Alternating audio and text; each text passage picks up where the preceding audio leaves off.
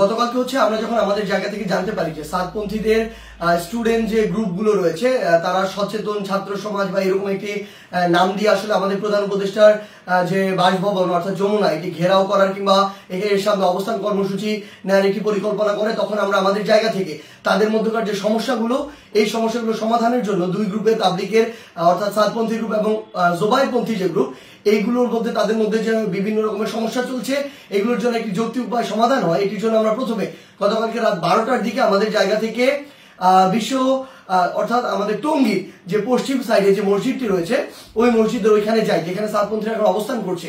সেই জায়গাটিতে আসলে আমরা গিয়ে তাদের সাথে রাত 12টা থেকে প্রায় 2টা পর্যন্ত কথা বলি এবং তাদের জায়গা থেকে তারা যে চিন্তাটি করেছিল সকাল 10টায় এখানে তারা অবস্থান কর্মসূচি ঘোষণা করবে এরকম একটি কথা ছিল এবং তারা বলেছিল এটি কেন, কারণ তারা মাওলানা সাদ সাহেবের ভিসা চায় এবং তারা তাদের জায়গা থেকে 5 দিনের জোর করার 20 থেকে 25 তারিখ পর্যন্ত জোর করার একটি দাবি জানায়। আমরা আমাদের জায়গা থেকে সেখান থেকে যে সিদ্ধান্তটি নিয়ে আসি সেটি হচ্ছে একটি সিদ্ধান্ত যে আমরা আমাদের জায়গা থেকে বলি যে প্রধানমন্ত্রী আমাদের যে হচ্ছে প্রধান উপদেষ্টার যে বাসভবন তিনি আসলে এই অভ্যুত্থানের স্পিরিটকে সামনে রেখে গণভবনে না থেকে যমুনায় থাকেন, এটি তুলনামূলক অরক্ষিত হওয়ার কারণে আমাদের যখন ইচ্ছা বসবো আর এটি আমাদের দেশের একটা অস্থিতিশীলতার চিত্র তুলে ধরবে, এটি কখনো হতে পারে না, এটি যৌক্তিক না, আমরা এটিকে সমর্থন করি না। সেই জায়গা থেকে আমরা তাদেরকে এটি অনুরোধ করি যে তারা যেন এখানে অবস্থান কর্মসূচি কিংবা ঘেরাও কর্মসূচি না করে, তারা এই অবস্থান থেকে সরে আসে। তারা তাদের জায়গা থেকে স্পষ্টভাবে দুইটি দাবি জানায়। এক নম্বর যে দাবিটি সেটি হচ্ছে যে তারা মাওলানা সাদ সাহেবের ভিসা নিশ্চিত চায়, দ্বিতীয়ত তারা 20 তারিখ থেকে 25 তারিখ 5 দিনের জোর করতে চায়। আমরা তাদের কাছে বলি যে 5 দিন করে যাবেন কিনা এই কমিটমেন্টটুকু যদি আপনাদের থাকে যে 25 তারিখ আপনাদের যখনই শেষ হয়ে যাবে তখন আপনারা চলে যাবেন, তাহলে আমরা আমাদের জায়গা থেকে এই দুইটি দাবি নিয়ে আরেকটি যে গ্রুপ রয়েছে যারা এখন কাকরাইল মসজিদে অবস্থান করছে জোবায়েরপন্থী গ্রুপ এবং সেখানে হেফাজতের নেতৃবৃন্দ রয়েছেন তাদের সাথে আমরা গিয়ে কথা বলবো। তারা যখন এই কথাটি দেয় যে তারা এই কমিটমেন্টটি করছে 25 তারিখে তারা ছেড়ে দিবে, আমরা সেখান থেকে রাত 2টার দিকে কাকরাইল মসজিদে আসি।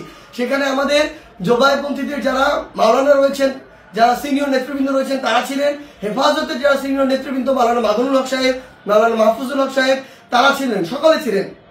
আমরা যখন তাদের সাথে আলোচনা করছি রাত 2টা থেকে 3টা যখন ক্রস করে যাচ্ছে তখন এই আলোচনা চলাকালীন সময় আমাদের কাছে ফোন আসে যে সাতপন্থীদের যে গ্রুপটি রয়েছে সেখান থেকে তারা তাদের জায়গা থেকে ওই যে আরেকটি যে মাঠ রয়েছে যে মাঠটি হচ্ছে ইস্তেমার যে মাঠ যে মাঠটি সেদিকে যাওয়ার জন্য তাদের 10-15-20 হাজার মানুষ আসলে ওইরকম একটি তাদের পরিকল্পনা কিংবা মুভ দেখা যাচ্ছে। আমরা সাথে সাথে সাতপন্থীদের যে মাওলানা আব্দুল্লাহ সহ আরো 2 জনকে ফোন দিয়ে বলি যে আপনাদের সাথে এটি কথা হয়েছে যে আপনারা 10টা এখানে বসবেন না এবং আপনাদের 2টা দাবি নিয়ে আমরা আমাদের জায়গা থেকে এখনই আরেকটা গ্রুপের সাথে কথা বলবো, কালকের মধ্যে অর্থাৎ আজকেই আপনাদের 2 গ্রুপের বসার ব্যবস্থা করব, মাওলানা সাদ সাহেবের ভিসা বা এই সংক্রান্ত আলোচনা সেখানে হবে। এই যে আমাদের 5 দিন যে আপনারা থাকতে চাচ্ছেন এই কমিটমেন্ট যদি আপনারা দেন সেটি নিয়েও সেখানে আলোচনা হবে। যখন আমরা জানতে পারি তাদের দিকে মুভ করছে আমরা তাদেরকে স্পষ্ট করে বলি আপনারা যদি সেদিকে মুভ করেন আমাদের আলোচনা চলাকালীন তাহলে আপনারা আমাদের আলোচনাকে অসম্মানিত করছেন এবং আমাদের প্রতি যে শ্রদ্ধাটুকু রাখা উচিত আপনাদের সেটুকু আপনারা রাখছেন না। সেটি যদি করেন তাহলে আপনাদের পক্ষে আমাদের অবস্থান থাকবে না, একদম ক্লিয়ার বলে দিই। এবং আমাদের জায়গা থেকে এরকম কোনো মেসেজই ছিল না যে আপনারা ওইখানে চলে যান 5 দিনের জন্য অবস্থান নেন।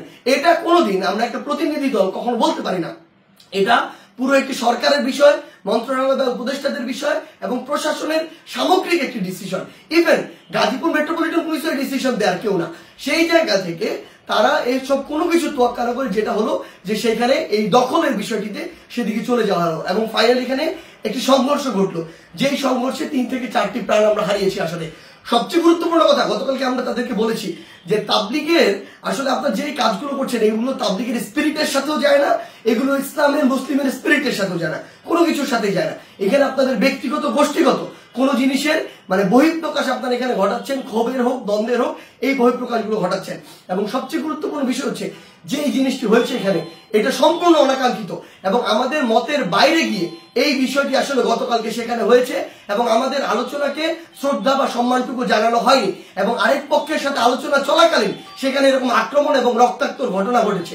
সেই জায়গা থেকে আমরা শুধু আমাদের জায়গা থেকে একটি জিনিসই বলি, আজকে এখন 7 গ্রুপ সেখানে অবস্থান নিয়েছেন। আমি জোবায়েরপন্থীদের যারা রয়েছেন আপনাদেরকে একটি বিষয় শুধু অনুরোধ করব, যেটি গতকালকে রাতে তারা ঘটিয়ে ফেলেছেন বা বিভিন্নভাবে ঘটে গিয়েছে সেই একই জিনিসের জন্য বড়ভাবে আর পুনরাবৃত্তি না হয়। কাউকে না কাউকে আসলে এই পরিচয়টুকু দিতে হবে যে আপনি যে তাবলীগ দ্বীনের প্রচার ইসলামকে ধারণ করেন, এবং এটার জন্য আমাদের এই রক্তারক্তিটি এড়াতে হবে।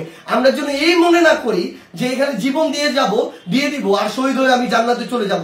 আমরা আমাদের ক্ষুদ্র জ্ঞান থেকে মনে করি এটা শহীদ হয়ে জান্নাতে যাওয়ার কোনো জায়গা হতে পারে না, এটা কোনো উপায় হতে পারে না, বরং এটা তাবলীগের মধ্যে, ইসলামের মধ্যে, মুসলিমের মধ্যে, দেশের মধ্যে একটি বিশৃঙ্খলা সৃষ্টি করা হচ্ছে। আমরা প্রশাসনকে উদাত্ত আহ্বান জানাই আমাদের জায়গা থেকে, গতকালকে যারা এটার সাথে সংশ্লিষ্ট ছিল, জড়িত ছিল, তাদের দৃষ্টান্তমূলক শাস্তি দিতে হবে। তারা যদি ইভেন কোন একটি গ্রুপের সর্বোচ্চ নেতা হয়, তার বিরুদ্ধেও যথাযথ ব্যবস্থা নিতে হবে, আইনের আওতায় নিয়ে আসতে হবে। আদারওয়াইজ এই জিনিসটিকে যেভাবে চিত্রায়িত করা হচ্ছে সেটি কোনোদিন তাবলীগ হোক, মুসলিম হোক, ইসলাম হোক, কোনো কিছুর স্পিরিটের সাথে যায় না এবং এটি হতে পারে না।